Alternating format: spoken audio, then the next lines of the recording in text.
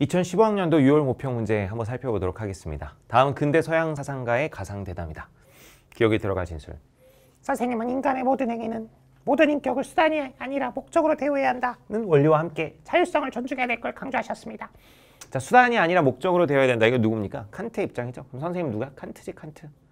여기서 자율성이란 이성적으로 판단하는 옳다는 이유 때문에 어떤 행위를 스스로 선택하는 것입니다. 사회자. 그렇다면 선생님은 돈이 필요해 장기이식을 스스로 결정한 행위도 자율성이라고 생각하시나요? 자, 그 행위는 칸트 입장에서 생각하면 뭐라 그러겠어요? 자, 칸트는 뭐야? 인격을 수단이 아니라 뭘로 대우해야 돼? 목적으로 대우하는 거죠. 근데 뭐야? 돈이 필요해가지고 장기를 판다는 건 자기 자신을 뭘로 대한 거야? 수단으로 대한 거죠. 그래서 안 된다고 얘기할 거야. 그죠? 1번. 사회적 공감대를 얻기 어려움을 금지. 공감대가 중요한 게 아닙니다. 2번. 장기 제공자의 자발적 동의가 있었으므로 허용해야 된다. 동의가 있기는 하지만 지금 뭐야? 자기를 뭐야? 수단으로 대했지. 그렇기 때문에 그거는 자율성이라고 볼 수가 없어요. 돈이란 거에 그냥 자기를 팔아넘긴 거에 불과해.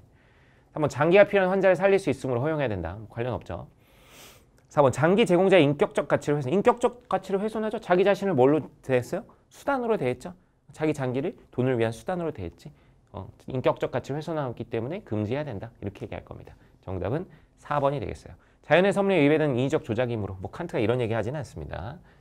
정답은 4번입니다.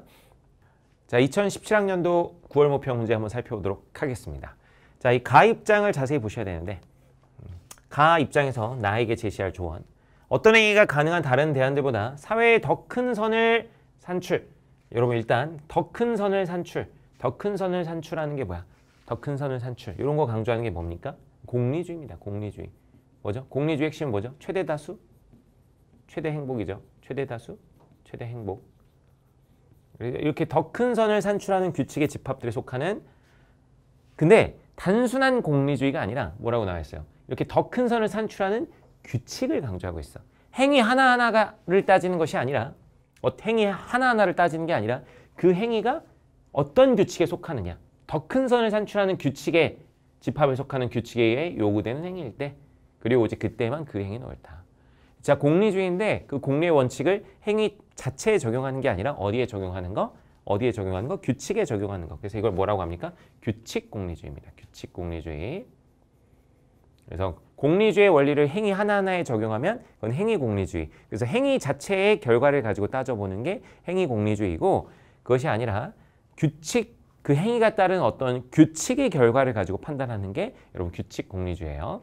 그래서 행위 공리주의인지 규칙 공리주의인지 이런 거 잘 구분해 주셔야 합니다. 그럼 여기 지금 뭐라고 해요? 갑은 귀금속 상인이고 을은 반지를 구입하고자 온 손님이다. 갑에게 선택 가능한 행위는 진실을 말하는 것과 거짓말을 하는 것밖에 없다고 하자. 을에게 거짓말을 하면 더 비싸게 팔 수 있음을 알기에 갑은 고민 중이다. 1번 자신의 선을 극대화하기 위해 거짓말을 하세요. 이 공리주의 핵심은 뭐예요? 최대 다수 최대 행복이죠. 자신의 선을 극대화하는 게 아닙니다. 최대 다수, 많은 사람들의 최대 행복을 위한 거예요. 2번 보편적 입법의 원리에 따라 이런 보편적 입법의 원리는 누가 강조하는 거야? 이건 뭐야? 칸트가 강조하는 거지. 칸트. 나의 행위의 기준은 법으로 만들 정도가 돼야 된다. 이런 얘기입니다. 3번 가능한 다른 행위만큼의 선을 산출하도록 말하세요. 최대 다수 최대 행복이니까 가능한 다른 행위만큼의 선을 산출하는 건 아니고요. 4번 선을 추구하고 악을 피하라는 자연법. 선을 추구하고 악을 피하라는 자연법 이런 거 강조하는 건 아퀴나스가 강조하는 겁니다. 자연법 사상 아퀴나스. 아퀴나스의 자연법의 1원리가 선을 추구하고 악을 피하라 이런 얘기고요. 5번 공리를 극대화할 가능성이 가장 큰 규칙. 그쵸? 공리를 극대화할, 공리라는 건 결과의 유용성. 자, 결과의 유용성을 극대화할 가능성이 가장 큰 규칙에 따라 말하죠. 이게 바로 규칙 공리주의죠. 정답은 5번이 되겠습니다. 자, 2017학년도 수능 문제 한번 살펴보도록 하겠습니다. 자, 다음 사상 입장에서 A에게 제시할 조언. 뭐라고 하는지 한번 볼게요. 자, 윤리는 도덕적 추론이 아니라 도덕적 태도나 선에 대한 열망에서 시작되어야 된다. 도덕적 추론이 아니라 태도나 열망에서 시작되어야 된다. 남성 중심적 윤리의 문제점을 파악해야 하고 인간관계, 책임, 헌신 등의 여성적 특성을 지닌 윤리에 주목해야 된다. 자, 이건 뭐라고 하죠? 배려 윤리라고 합니다. 배려 윤리. 그동안의 윤리는 너무나 남성들 중심적이었다. 그래가지고 어떤 남성적인 특징인 어떤 이성, 공정, 정의 이런 것들로 따져서 너무 원칙을 세워가지고 그 원칙 가지고 선악을 너무 분별하려는 그런 윤리가 너무 지배적이었는데 그런 것들은 여성들의 어떤 다른 시각, 남성과는 다른 여성들의 어떤 관점들이 잘 반영되지 않았다. 그래서 여성들의 관점이 좀 반영된 관계, 책임, 헌신 이런 것들을 좀 중시하는 그런 윤리가 필요하다. 배려 윤리. 자, 여기 보면은 뭐 아주 재밌는 건 아니고 귀여운 여학생이 되게 귀엽네요. 이렇게 아이를 이렇게 업고 가는 젊은 엄마를 보고 어떡하지? 나 약속 시간이 늦었는데 도와줘야 될까? 우리가 흔히 겪는 딜레마 상황이죠, 여러분. 이런 상황에서. 자, 배려윤리는 뭐예요? 이제 이런 걸 중시한다고요? 관계, 책임, 헌신, 공감 뭐 이런 거 중시해요. 1번 갑니다. 도와줬을 때 당신이 얻을 수 있는 이익을 고려해라. 배려윤리가 뭐 이익을 고려하라 이럴 것 같아요? 그럴 리 없을 것 같죠. 2번 상대방의 어려움을 공감하여. 그쵸? 배려윤리의 핵심 뭐예요? 공감이에요, 공감. 공감과 배려. 공감하여 무엇이 필요한지를 살펴봐라. 정답은 2번. 아주 간단하죠. 3번 동정심이 아닌 누구나 동의 가능한 합리적 판단. 지금 배려윤리에서 합리적 판단 이런 얘기 하는 겁니까? 그런 얘기 아니죠. 뭐예요? 인간관계, 책임, 헌신 이런 거 중시하라는 거고. 4번 어떤 선택이 더 많은 사회적 효용. 여러분 사회적 효용을 강조하는 건 뭡니까? 공리주의죠. 공리주의. 효용성, 유용성 이런 거 나오면 무조건 공리주의예요. 그런 거 잘 기억해 두시고. 5번 타인을 배려하는 마음보다 도덕적 의무의식. 도덕적 의무의식 강조하는 거 누굽니까? 칸트죠. 칸트. 관련 없습니다. 정답은 2번입니다. 자, 2017학년도 수능 문제 한번 살펴보도록 하겠습니다.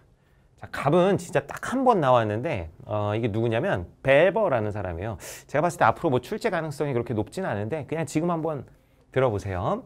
자, 심정윤리는 소명을 받들어 희생하는 신앙인들처럼 내면의 신념을 견지하는 것이다. 심정윤리는 신념을 견지하는 거예요. 그에 비해 책임윤리는 결과에 대해서 책임지는 것이다. 이게 누구라고요? 베버. 앞으로도 뭐 이 베버의 책임윤리 관련해서는 출제 가능성이 높진 않습니다. 그냥 뭐 가볍게 한번 들어주세요. 자, 다시 심정윤리는 뭐라고요? 심정윤리는 신념을 중시하는 거야. 심정윤리는 뭘 중시해요? 신념을 중시해요. 그래서 신앙이들처럼 신념을 견지하는 것. 그래서 신념이 올바르다면 결과가 나빠도 책임지지 않습니다. 그런데 책임윤리 같은 경우는 국가의 안위를 좌우하는 지도자들처럼 이게 정치인들 말하는 거야. 그래서 정치인들에게는 뭐가 중요하다는 거야? 책임윤리가 중요하다는 거야. 그래서 결과에 대해서 책임지는 거. 베버의 책임윤리입니다. 자, 그리고 우리 책임윤리 하면 사실 이 중요한 사람은 을이죠. 을. 현대 문명이 초래한 위기를 책임질 수 있는 유일한 존재는 인간이다. 자, 책임질 수 있는 유일한 존재는 인간이고 그래서 우린 책임질 수 있는 능력이 있기 때문에 그 자체만으로 책임을 갖는다. 책임지는 행동을 통해서 윤리적 공백을 극복해야 된다. 윤리적 공백 나오면 딱 아셔야 돼요. 윤리적 공백, 일방적 책임, 공포의 발견술 이런 거 얘기하는 사람 누굽니까? 요나스죠. 요나스의 책임윤리. 자, 하여튼 둘 다 책임윤리에 대해서 이야기하는데 자, 한번 살펴보도록 하겠습니다.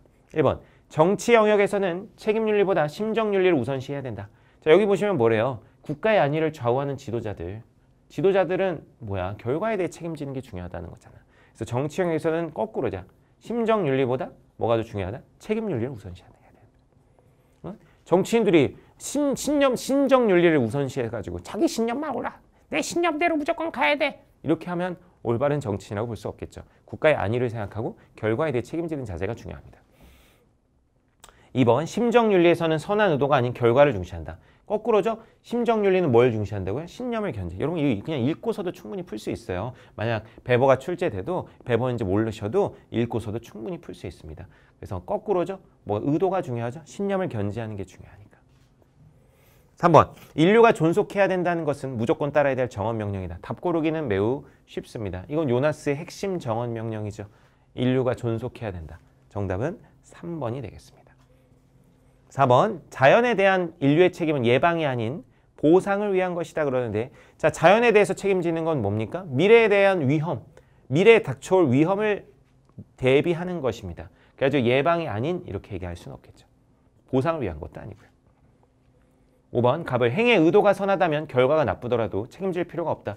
둘 다 무슨 윤리를 강조하는 거야, 여러분? 책임윤리를 강조하는 거죠. 책임윤리에는 뭐예요? 결과에 대해서 책임지는 거죠. 그래서 결과가 나쁘면 당연히 책임을 져야 합니다. 그래서 정답은 3번이 되겠습니다. 자, 2017년 10월 학평 문제 한번 살펴보도록 하겠습니다. 자, 가블 사상가 입장에서 NC 부부에게 제시할 수 있는 조언. 자, 가블의 입장을 한번 좀 보셔야겠죠.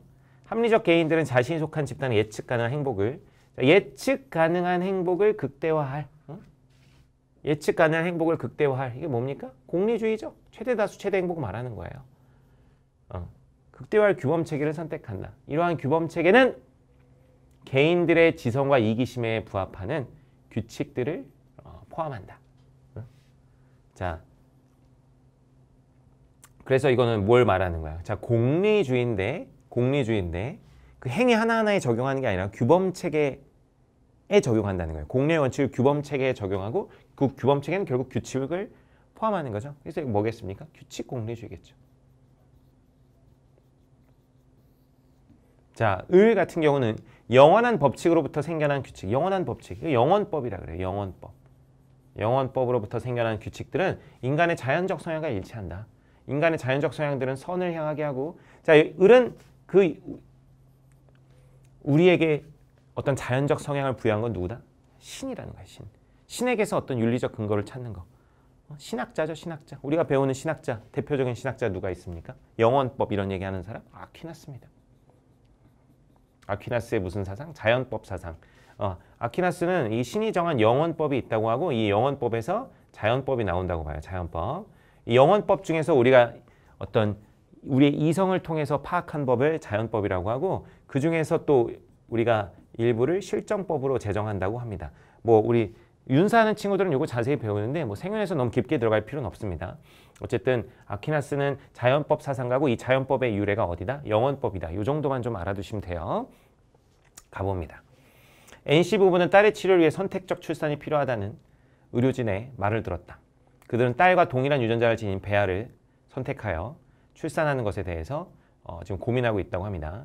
그래서 이런 어떤 생물학적인 문제에 대해서 좀 고민을 하고 있네요. 자, 그래서 1번 보시면 자, 가족을 살리려는 선의지에 따라 출산을 결정해야 됩니다. 여러분 선의지 강조하는 건 누가 강조해? 칸트죠, 칸트. 규칙 공리주의니까 뭐 별 관련이 없습니다. 그죠? 2번 유용성 극대화 원칙을 가족 문제에 유용성 극대화 원칙이 뭡니까? 이거 공리주의죠. 자, 갑은 규칙 공리주의자인데 그걸 가족 문제에 적용해서 안 된다고 얘기할 리가 없습니다. 공리주의 원칙은 모든 것에 적용할 수 있어요. 공리주의에서는. 근데 이건 규칙 공리주의니까 이제 규칙에 적용한다 이런 얘기겠죠. 3번 을 선택적 출산이 생명과학 발전에 기여함. 아퀴나스는 자연법 사상가인데 생명과학 발전에 기여함 이런 어떤 효용성 이런 걸 따질 것 같지는 않습니다. 4번 배아 선택이 유일신의 섭리에 부합하는지. 그죠? 유일신의 섭리. 아까 뭐라고 했어? 아퀴나스는 무슨 학자다? 신학자다. 신학자. 그래서 배아를 선택해가지고 어떤 일종의 복제 인간 이런 걸 활용해가지고 딸을 치료로 하는 것이 과연 신의 섭리에 부합하는지를 검토해야 된다. 아퀴나스. 신이 우리에게 규정한 목적. 여기에 과연 부합하는지를 확인해야 된다. 이런 얘기죠. 정답은 4번이 되겠습니다. 5번 갑을 자연의 섭리에 따라 고통을 견디지 않으면 안 됩니다. 지금 고통을 견디라고 하는 그런 얘기가 아닙니다. 정답은 4번이 되겠죠. 자, 2019학년도 10월 모평 문제 한번 살펴보도록 하겠습니다. 자, 갑 보시면 인간은 그저 마음을 끌리는 대로 행해서는 안 된다. 도덕 법칙을 따르는 의무의식에서 비롯된 행위를 해야 된다. 이거 누굽니까? 의무의식 강조하는 칸트의 입장이 되겠습니다. 자, 인간의 의무는 배려하는 자와 배려받는 자의 만남 속에서 일어난다. 나는 해야 한다는 것은 욕구나 성향이다. 어떤 그것은 나는 해야 한다는 것은 의무의식에서 막 이렇게 비롯된 게 아니라 욕구나 성향이다. 자, 이렇게 보는 거 뭐예요? 자, 인간이 가지는 관계의 기초는 배려다. 배려윤리죠. 그래서 홍수로 겪고 있는 땡땡 주민을 돕기 위해서 봉사활동 갈지 여행을 갈지를 고민하고 있다고 합니다. 1번 자신이 지닌 경향성을 따르는 것이 바람직함을 명심하세요. 자, 칸트 보면은 뭐래요? 마음이 끌리는 대로 행해서는 된대요? 안 된대요? 안 된다 그러죠? 그래서 경향성을 따르는 것이 바람직할 리가 없습니다. 2번 참고로 자연적 경향성을 중시하는 건 아퀴나스의 입장입니다. 2번 의무와 일치하는 행위만이 도덕적 행위임을 명심하세요 라고 그러는데 자, 요게 좀 어렵습니다. 요거 좀 고민해 보셔야 되는데 이게 2번이 맞는 것 같단 말이지. 일부 친구들이 보면 아니 선생님 칸트는 의무를 중시하니까 의무와 일치하는 행위만이 도덕적 행위. 정답은 2번이군요. 낄낄. 근데 여러분 의무와 일치하는 행위가 도덕적 행위인가? 이거 좀 고민해 보셔야 돼요. 자, 예를 들면 내가 남을 도와준다고 해봅시다. 내가 남을 도와주는 건 어떤 위기에 처한 사람이 있다고 해봐요. 내가 그 사람을 도와주는 건 의무에 맞는 행동이죠. 의무에 일치하는 행동이지. 그런데 내가 그 사람을 도와주는 게 그 사람을 도와줌으로써 어떤 착한 사람이라는 이미지를 얻고 주변 사람에게 잘 보이기 위해서 그 사람을 도와줬다라고 해봅시다. 그거는 내 의무에서 나온 행동이 아니죠. 그건 내 의무에서 나온 행동이 아니에요. 다시 내가 남을 도와주는데 그 행동 자체는 의무에 맞지만 남을 도와줘서 내가 착한 사람이라는 이미지를 얻고 싶어서 남을 도왔다고 해보자고. 그러면 그것은 의무에 맞는 행동이긴 하지만 의무에서 나온 행동은 아닙니다. 제 말 이해되나요? 그럼 칸트는 의무에서 나온 행동, 의무에서 비롯된 행동이 도덕적이라고 하는 거지 의무에 맞는 행동 자체를 도덕적이라고 얘기하는 것은 아닙니다. 제 말 이해되죠? 내가 누군가를 도와주는데 그 사람하고 친해져서 예를 들면 그 사람 이용해 먹고 싶어.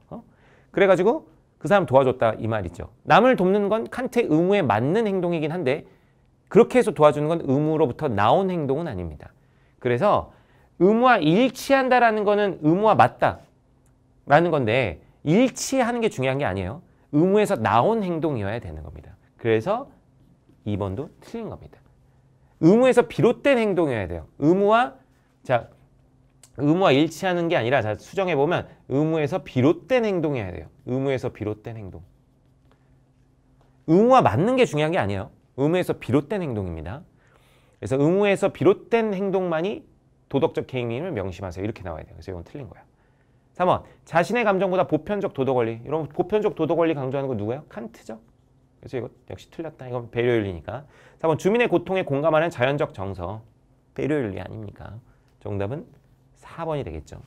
당시 이제 2번과 4번 굉장히 고민을 많이 했던 친구들이 많았습니다. 5번. 갑을 주민에게 결과적으로 이익을 줄 수 있도록. 결과적으로 이익을 강조하는 건 뭐예요? 공리주의죠. 공리주의. 정답은 4번 되겠습니다. 자, 2018학년도 4월 모평 한번 보도록 하겠습니다. 벤 다이어그램 문제들이 역시 늘 까다롭죠, 여러분. 한번 보시면 갑 어떤 행위가 옳은 것은 그 행위가 문제 상황에서 다른 대안들보다 더 큰 쾌락을 산출할 때, 더 큰 쾌락. 어떤 행위가 옳은 건 더 큰 쾌락을 산출할 때다. 최대 다수, 최대 행복. 공리주의죠, 공리주의. 자, 을 보면 어떤 행위가 옳은 것은 그 행위가 다른 대안보다 사회에 더 큰 쾌락을 산출하는 규칙의 집합. 이것도 공리주의인데 이건 근데 규칙의 결과를 따져보는 거니까 이건 무슨 공리주의예요? 규칙 공리주의죠. 그럼 구분해서 보면 갑은 무슨 공리주의? 행위 공리주의고요. 병, 어떤 행위가 옳은 것은 중용의 덕을 가진. 자, 중용의 덕을 가진 유덕한 사람들이 항상 행하는 것과 같은 행위를 할 때다. 중용의 덕, 유덕 이런 거 강조하는 거 누굽니까? 아리스토텔레스의 덕윤리입니다. 아리스토텔레스의 무슨 윤리다? 덕윤리예요. 덕윤리. 자, 그러면 한번 가보도록 하겠습니다. 자, 보면 이제 A는 갑만의 입장이어야 되고 B는 갑을 공통이고 C는 갑을병 공통이어야 되고 아니군요. D가 갑을병 공통이어야 되고 C는 을과 병의 공통입니다. 자, 그럼 한번 가볼게요. 갑을병. 자, 갑을병 한번 셋 다 따져보셔야 되죠. 자, 공리의 원리를 규칙이 아닌 행위에 적용해야 된다. 이거는 행위 공리주의만 그러죠. 규칙 공리주의는 아닙니다. 그죠? 뭐 아리스토텔레스는 공리의 원리 이런 거에 아예 관심이 없고요. 그래서 이건 간만의 입장. 좋네요. 자, 니은 공익 증진을 위해서 개인의 이익은 고려하지 말아야 된다. 자, 이렇게 얘기하는데 개인의 이익은 고려하지 말아야 된다. 공리주의가 고려하지 않겠습니까? 개인의 이익을? 공리주의는 최대 다수 최대 행복입니다. 더 많은 사람들이 더 많은 행복을 누리는 게 중요해요. 그래서 그 더 많은 사람들이 행복을 얻으려면 당연히 개인의 이익은 당연히 고려해야 합니다. 그래서 공리주의 입장에서 일단 동의할 리가 없습니다. 뭐 아리스토텔레스는 볼 것도 없고요. 그 다음 디귿 C. 도덕적 행위 그 자체보다 행위자의 성품을 중시해야 된다. 자, 성품을 중시하는 게 바로 뭡니까? 덕윤리죠. 덕윤리. 그래서 이 덕윤리에서 이제 맞는 거죠. 그래서 이 덕윤리에서 맞고 나머지 둘은 공리주의 입장이니까 관련이 없습니다. 자, 그러면은 이게 C면 을과 병의 공통이어야 되는데 을에서 동의하지 않기 때문에 디귿도 될 수가 없네요. 자, 리을. 도덕적 행위는 행복을 실현하는 것을 목적으로 해야 한다. 자, 공리주의 최대 다수, 최대 행복. 행복 실현이 목적이죠. 아리스토텔레스. 자, 아리스토텔레스는 목적론적 존재론이라 그러는데 식물의 목적은 동물을 위해서, 동물의 목적은 인간을 위해서 존재한다고 합니다. 그러면 인간의 목적은 뭘까요? 인간의 목적은 유다니모니아라 그래가지고 행복입니다. 그래서 아리스토텔레스 역시 도덕적 행위는 행복을 실현하는 걸 목적으로 합니다. 그래서 이것은 모두의 공통이 되겠습니다. 그래서 정답은 기억과 리을이 되겠습니다. 자, 이런 거 리을 선지 좀 어려울 수 있을 것 같아요. 자, 아리스토텔레스도 인간의 목적을 뭐라고 봤다? 행복이라고 봤습니다. 정답은 2번입니다. 2017학년도 4월 학평 문제 한번 풀어보도록 하겠습니다. 자, 또 갑을병 사상가의 입장 뭐 이렇게 나와 있는데 자, 갑 보면 어떤 행위가 옳은 것은 오로지 의무감에서 행해지고 보편화될 수 있기 때문이다. 칸트 입장이죠. 의무감, 보편화. 어떤 행위가 옳은 것은 문제 상황에서 선택 가능한 다른 행위를 할 때보다 효용을 산출, 효용을 따지는 건 뭡니까? 공리주의죠. 공리주의인데 정확하게는 이제 행위를 따지는 거니까 행위 공리주의가 되겠습니다. 자, 병은 어떤 행위가 옳은 것은 그 행위가 하나의 규칙 아래 놓여 있으면서 그 규칙을 따른 행위가 다른 규칙을 따를 때보다 자, 큰 효용, 이것도 효용 따지니까 공리주의인데 뭐의 결과를 따져요? 규칙을 가지고 따지죠. 그럼 규칙 공리주의가 되겠습니다. 그래서 칸트와 이제 이거는 이제 행위 공리주의 벤담의 입장이죠. 행위 공리주의와 규칙 공리주의 입장 한번 보도록 하죠. 그래서 가불병, 이거 벤 다이어그램이니까 가불병 다 따져 주셔야 돼요. 자, 기억 실천이성 강조하는 거 칸트입니다. 스스로에게 부과한 도덕 법칙을 따라야 된다. 칸트의 입장이죠. 실천이성이 명령한 도덕 법칙. 그래서 간만의 입장 좋습니다. 니은 윤리적 의사결정을 할 때 유용성의 원리. 유용성 원리는 뭡니까? 공리주의예요. 공리주의. 유용성의 원리, 공리의 원리, 효용성의 원리 다 같은 말. 자, 공리주의는 을과 병 둘 다입니다. 그래서 갑은 아니고 을병이에요. 근데 을만의 입장으로 되어 있으니까 이것은 안 되겠네요.